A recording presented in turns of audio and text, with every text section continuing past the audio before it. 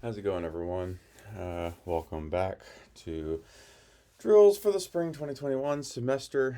Today we're going to be talking about polynomial regression. Um, this will seem maybe confusing and difficult, but I hope that by the end you'll see that essentially all we're doing with polynomial regression is allowing variables to interact with themselves, and we'll talk about what that means. We're going to use this data set today that I refer to as the productivity data set, which is fake data. It's just how many what were professors' productivity like, and you can see there's only three variables in here: subject ID, the number of years since PhD, and how their productivity is. The productivity is just a z-score such that higher numbers means more productive. So we're just pretending that it is some sort of composite measure that includes like number of publications and grants and teaching evaluations or some blah blah blah. Anyway, point is, it's a number that the higher means more productive. So I've got 397 professors. They've averaged 22.3 years since getting their PhD. Between 1 and 56 years total. And then the productivity, again, it's a z-score, so of course we have a mean of 0 and a standard deviation of 1. So as a reminder here, just with this chart correlation, this brackets with a -1, that's just leaving off the subject ID variable from this command. But when we look at these correlations and univariate bivariate plots, we can see the relationship here between years and productivity, and we can see that it's significantly correlated, 0.42. But notice in this bivariate plot here how like this lowest line doesn't, it's not a straight line here. You can see that there's a very clear bend, and where it looks like that there's some point at which the relationship with years and productivity changes. It reaches its peak and then changes direction. So if we look at the correlation of this, it's conceptually similar to simple linear regression, regressing productivity on years. And so that's what we're going to do here. So if we simply have productivity as our outcome, and our only predictor is years, and we look at our model summary, if we were just to run this model, our conclusion would be, and keep in mind that this is somewhat nonsensical just because we didn't center the number of years. So this is somebody who just received their PhD is expected to be a z of negative 0.7273 on productivity. Then for each 1 year after the PhD, that's expected to increase by 0.3. And so if you really think about it, then if we have 0.72 divided by 3, 0.72 divided by 0.03, that's basically 24 years before reaching 0 on productivity, which is that average, because these are z-scores.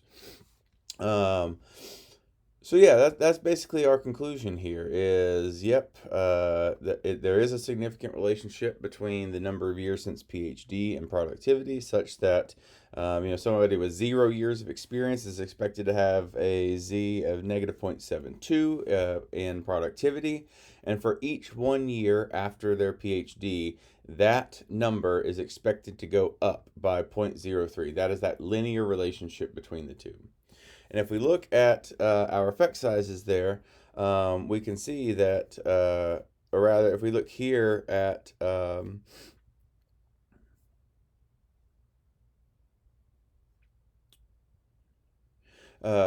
if we look here at our effect size, where we have this delta r squared, and so our effect size is basically 17.5% of the variance in productivity is explained by how many years it's been since they've gotten their PhD.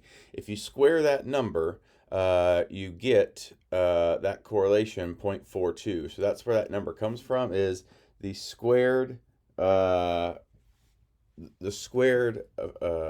the squared r squared of the simple linear regression here. The only reason that you even have to square that is because these aren't standardized. If both of these items were standardized, then that effect size would come out to be 0.42 exactly. But so yes, we can say here, according to this model, that the number of years since PhD significantly affects productivity, or at least it's significantly related with increased productivity.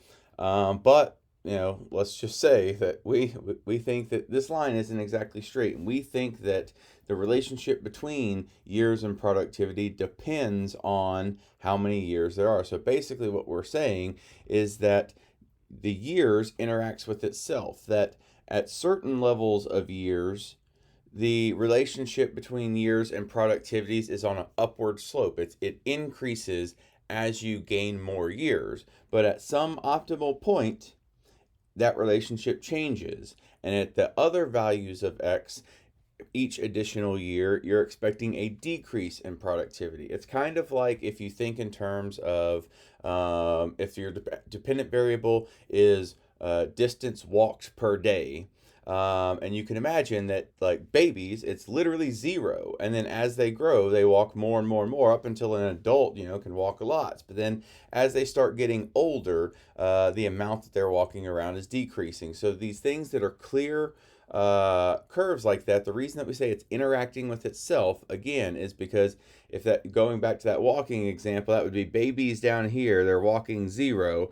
As they get older, they walk more each day, and but then towards the end of life, older people start working less. So there is some optimal point, and at that point the relationship between x and y changes, and so x interacts with itself because the effect of x depends on where x is. Is it down here? Is it up here? Whatever.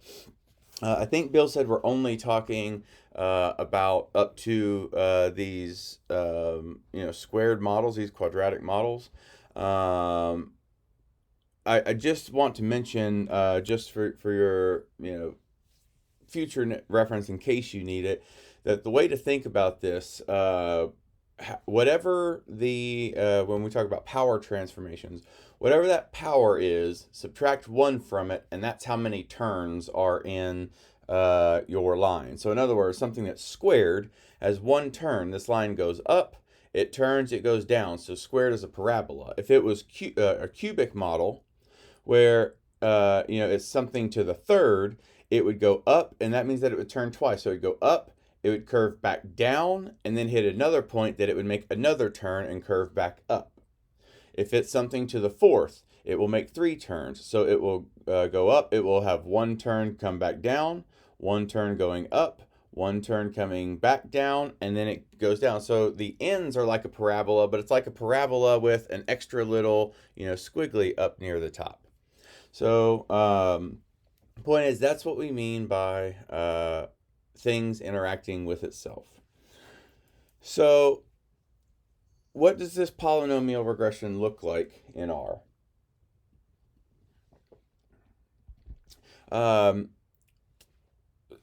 So I just want to be clear here that when we talk about like the lower order coefficient, what that's talking about is if we are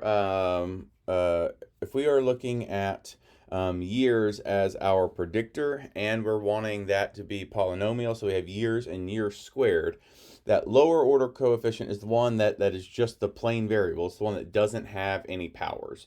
Whereas like that squared variable is the higher order coefficient. So basically what this is saying is that just like everything we've done before, and like I mentioned at the very beginning when I said, like, well, this is kind of nonsense. It, like, we predict there to be, negative productivity because that's for somebody with 0 years since PhD.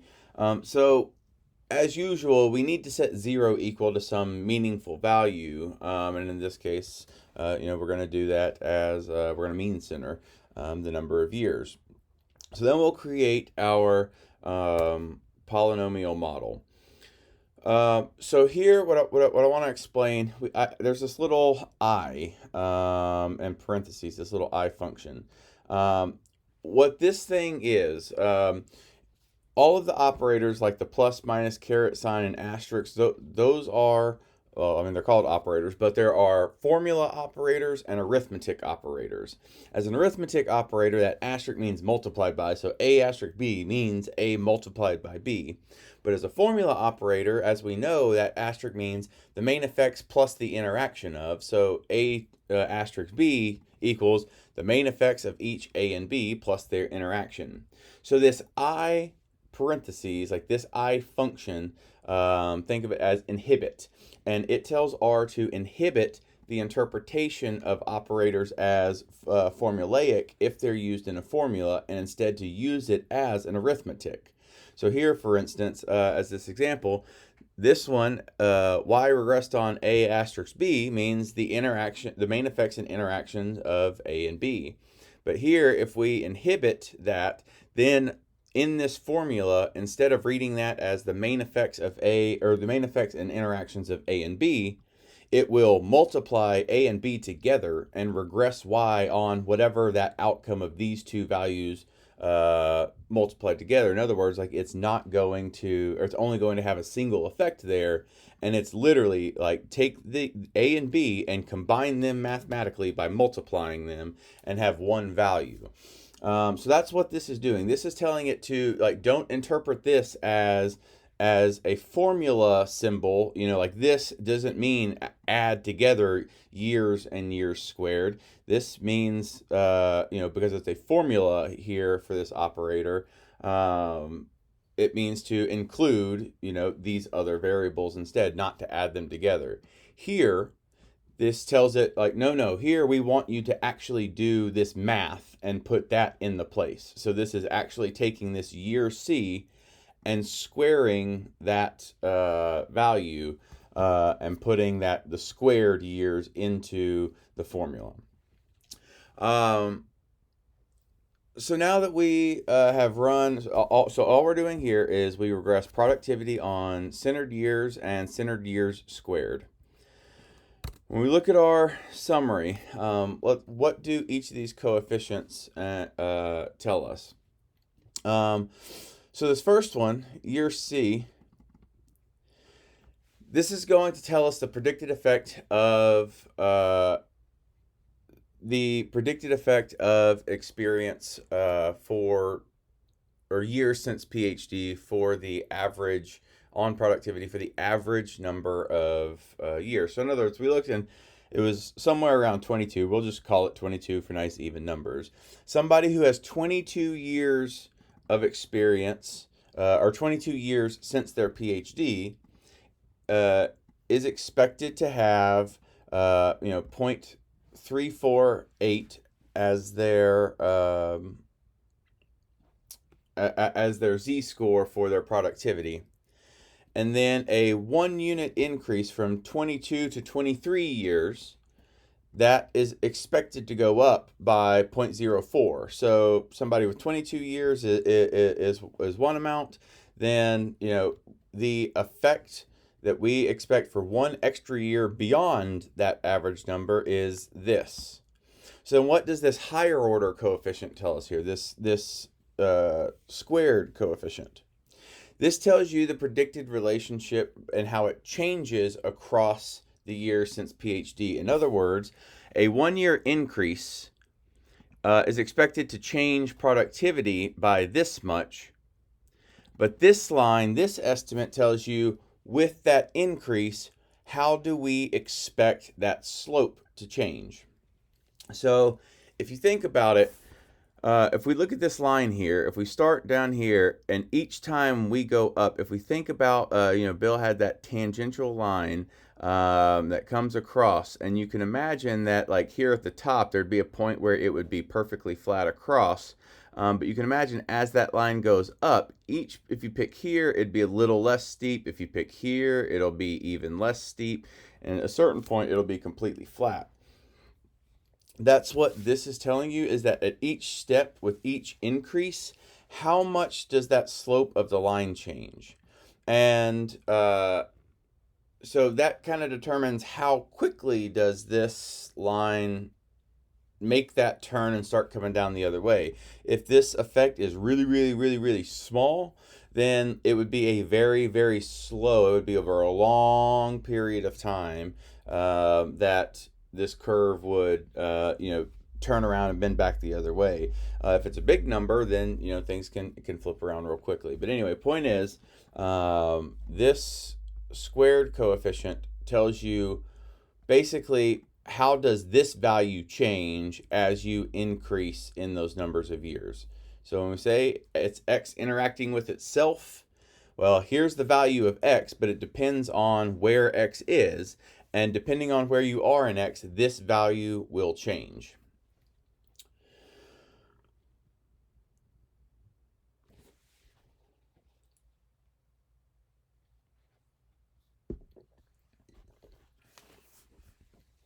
So is this equivalent to, what if we leave in that higher order parameter, but take out that lower one? So instead of having productivity regressed on centered years and centered years squared, let's run a model, mod poly 2, where we are regressing it just on years squared. And is that the same thing? And the answer is no, absolutely not. You absolutely always, always, always must include your lower order effects when you're modeling higher order effects. So what constraint is placed on that quadratic curve, the parabola, when you don't have that first order effect for centered years? It forces the point slope at years C to be 0, which means that in our current model, we're forcing the peak productivity to occur at the average number of years.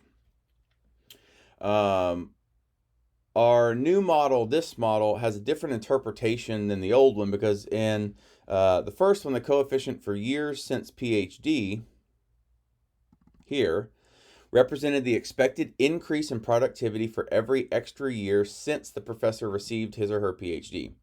By adding a quadratic component, we're allowing that simple effect or linear effect to change depending on the years itself. In essence, we're allowing it to interact with itself. So what will change if we don't use a centered model compared to a centered model? So if we run these two models and then compare, with this top one here being our centered model and this bottom one being the non-centered model. Just like the interactive models that we did before, which this is really just an interactive model. Instead of interacting x1 and x2, it's just interacting x in itself. But centering doesn't affect the model r squared or the estimate of the higher order effects in the squared coefficients here, these estimates. But it does affect the lower order terms, the non-squared years in years C, and so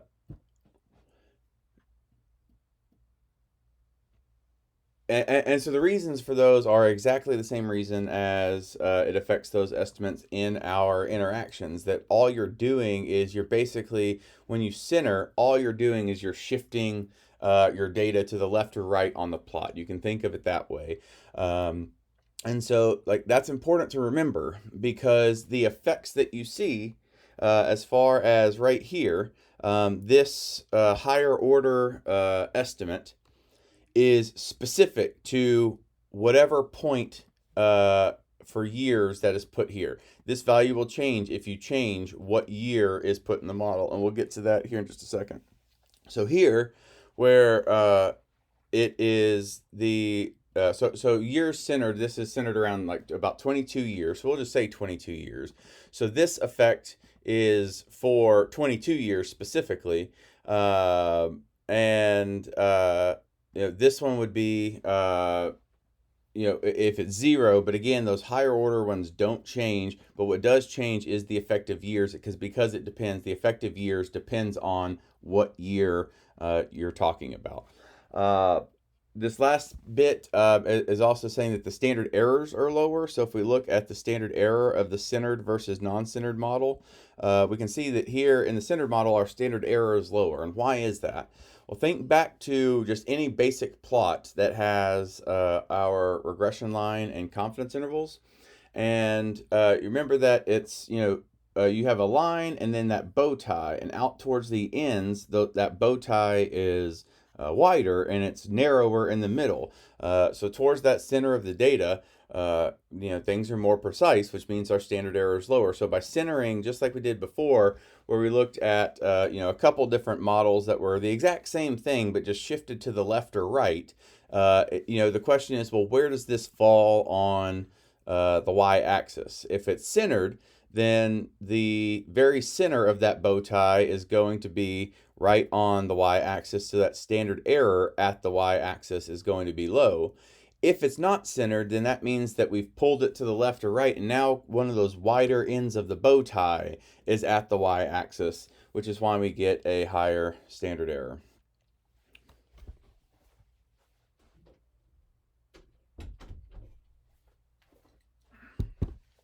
So looking at effect sizes in polynomial regression is simple. We just use our model effect sizes function that we've used before.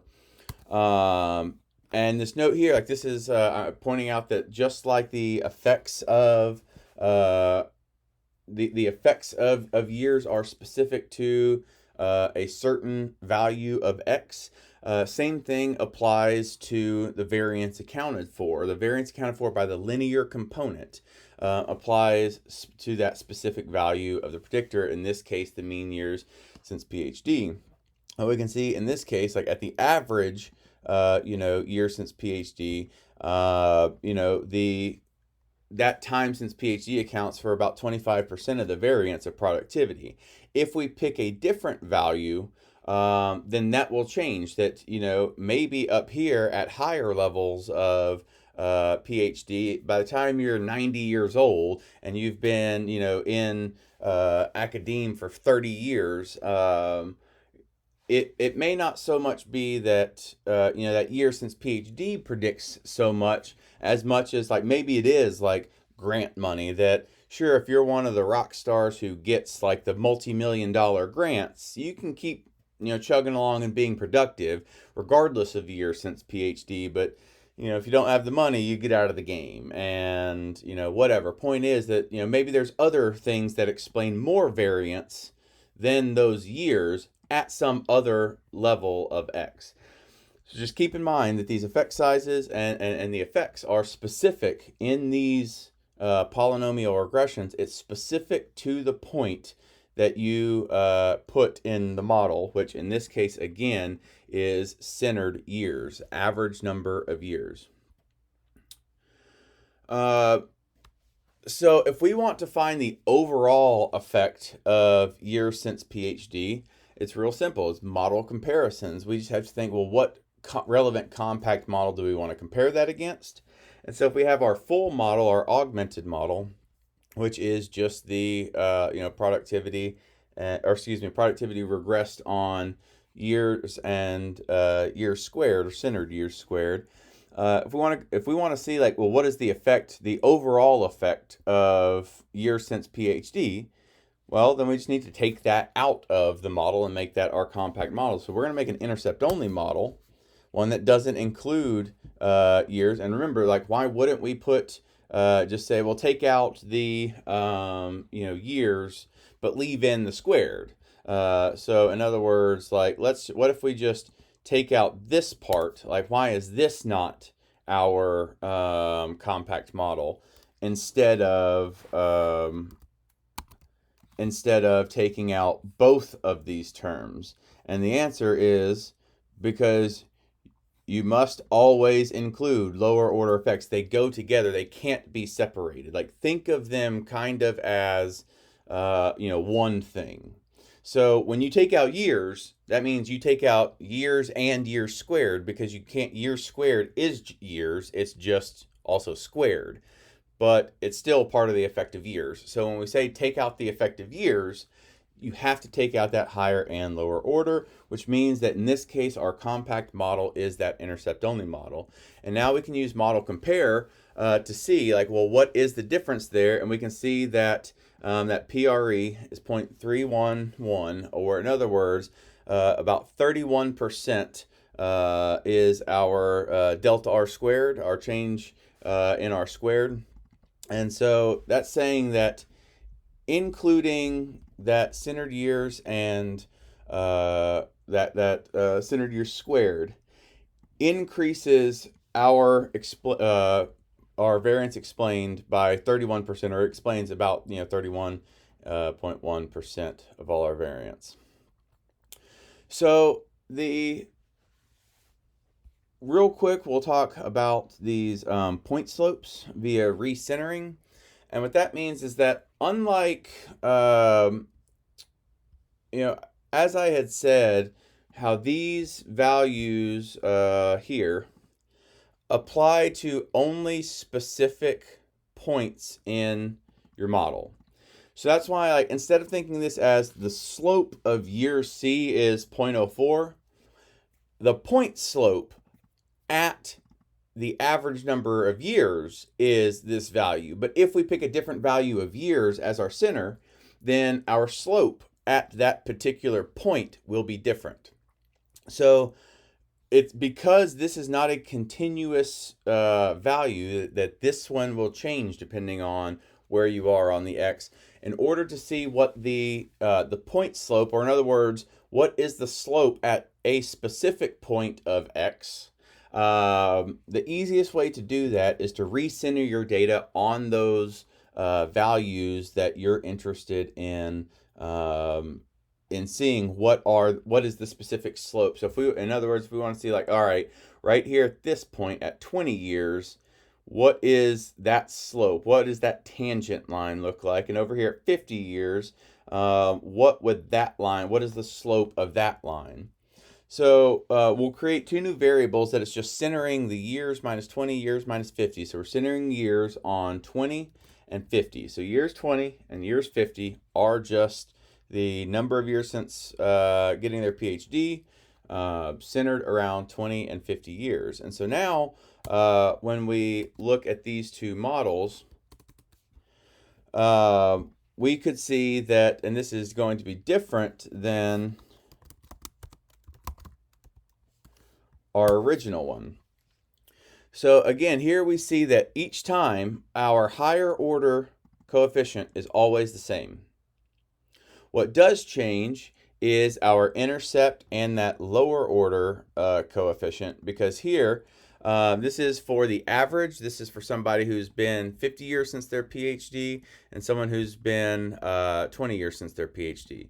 So what this tells us is that at 20 years post PhD, we expect the average z-score productivity to be 0.24, and that's a positive slope. From there, going up one more year, we expect that will go up by 0.05. But that once we go up by 0.05, that 0.05 is going to decrease a little bit, and that next step is going to be a little bit smaller. And then the next step after that is going to be a little bit smaller. And each step beyond, as we increase with this is going to be dropping by this much with each step. Notice how once we get up to 50 years, now we're on the back side of that. Because now, again, our higher order is the same, but now we're expecting, all right, you've been in the field for 50 years, you're back down below the average productivity, because again, we're dealing with z-scores here. And that, 51 years post PhD is expected to drop 0.07 from there.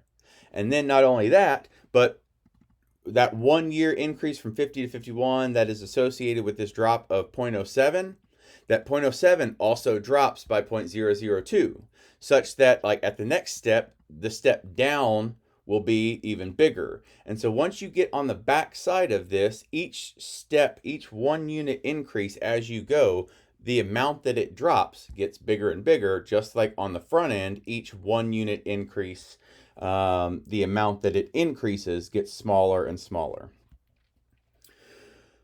So the last thing that we're going to do real quick is look at some plotting these quadratic models. So I just copied this from above so that you would have the reference to remember what mod poly is. It's productivity regressed on years and years squared. We're doing the non-centered model, and the reason I'm using the non-centered model is just so that I want the raw values of years on like 0 through 60 or 1 through 60 on the x-axis instead of it being labeled negative whatever through positive whatever to center it. So if we run our coefficients here just to remember like exactly, I like to run coefficients just to remember exactly what the variable, the coefficients names are labeled. And then we're going to use ggpredict. I talked a little bit about that before, and I'm in ggpredict. We're going to put that not centered model that we created before, and then tell it terms equals, and then in brackets 1 through 60. The reason that I put that 1 through 60 is because if you leave that off, ggpredict defaults to only doing years 0, 5, 10, 15, 20, etc. And so like when we plotted it, it would be in 5-year chunks, and it would be a little chunky. And so by explicitly telling it 1 through 60, it forces it to give 60 separate little lines instead of lines that are 5 things long. So this looks like a lot, but I'm going to break down what this does. And so basically, once we run our ggpredict, and I'm going to create a plot called plot data frame. And when we look at what that plot data frame is, and if we actually look at the view of it, it'll look different. So now we have, based on what we have here with this ggpredict, this is what it will output, where now we have this x, which is the years. It's whatever, like these terms that we put in. So the terms, the x is 1 through 60. That's years since PhD. Predicted is like what is that predicted effect, and we also have our standard error, and then the conf low, conf high for those confidence intervals, and then you can ignore the group thing because they're all group 1 in this case. It doesn't matter. But that's all that this ggpredict does. It takes whatever model you put in, and then you give it some set of values. In this case, we're telling it years equals 1 through 60. So take 1 through 60 and plug it in for years for everything for this model. And so that's what it's going to do, is it's going to look at this, look at these coefficients and say like, okay, well, if years equals 1, what is the prediction? What is the confidence intervals? If years equals 2, what is the prediction? What is the confidence intervals? And it'll go through all of those for us. So now we're going to take that and we're going to put that into ggplot. We'll start by, let's start just by running this first line so that we can break this down piece by piece and see what these lines are doing. So the first thing that we're doing is just starting with the basic scatter plot. We tell it that our data is prod, the data set that we've been using. X is years, Y is productivity. Simple and straightforward. Also, I personally, this is just my taste. I like theme classic as my default, so I always include it at the top because I know that's where I'm going anyway. Or at least is my starting point, and then I will customize manually like the specific things that I want, but this is the backdrop that I want. So then we're going to add, we want to add a ribbon and line to this to look at, well, what is that quadratic regression line and confidence interval? So for the geom ribbon, instead we tell it that the data is that plot df that we just created. X equals x, y equals predicted. So x, down here, we're telling it x is our years. Y is our predicted, so whatever is predicted here. And then the upper and lower limits for those confidence intervals are conf high and conf low. So our y min is conf low, our y max is conf high. And I also put in this alpha equals 2, and I can show you why. That if we run alpha equals 2, you can see that it kind of grays it out. If we take that command off, and run this line, we'll have an opaque ribbon there. You can't see any of the points below it. So just as a reminder, that's what that alpha does. Alpha is the transparency. Alpha in ggplot at least is transparency. So alpha equals 0 or alpha equals 1 by default, which means it is opaque. Alpha equals 0 means that it is completely transparent. Alpha equals 2 is there in between. So I put 0.2 because I just kind of played with those values and found what I liked, what I was really looking for. So now we can see here's where that the confidence interval of our polynomial regression is here. And so then we're going to add a line to that. And again, we tell it that this is from the plot df. And in this case, like, we just want our x to be years, that x equals x, this years variable, and our y, the line, is just the predicted. We don't need to worry about the comp high and low.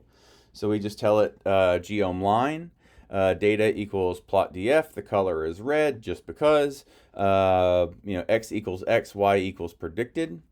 When we add that, now we have our line in those. So now we can actually see our polynomial regression with confidence intervals. And then the last thing that I'm going to add is just add a y-axis at the average number of years by adding geom v line, which means vertical line. And the only parameter that I need to add is the x-intercept, or not parameter, that the argument is x-intercept, and I tell it that I just want the x-intercept to be the mean of years. And so once we add all those together, it will now put in that line.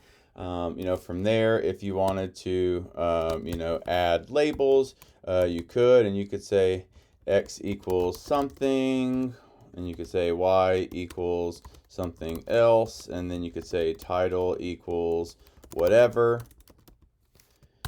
And so, from there you can keep adding and changing and customizing and doing more if you want. But this is all that we're going to cover today, is at least being able to use ggpredict to pull out those terms across specific years and be able to get this basic scatter plot with a polynomial regression line and confidence intervals. So that wraps up all we're doing today. If you have any questions, let me know, and we will. I'll confirm with Bill what our updated drill schedule looks like for this week, and I will be available then. Have a good one.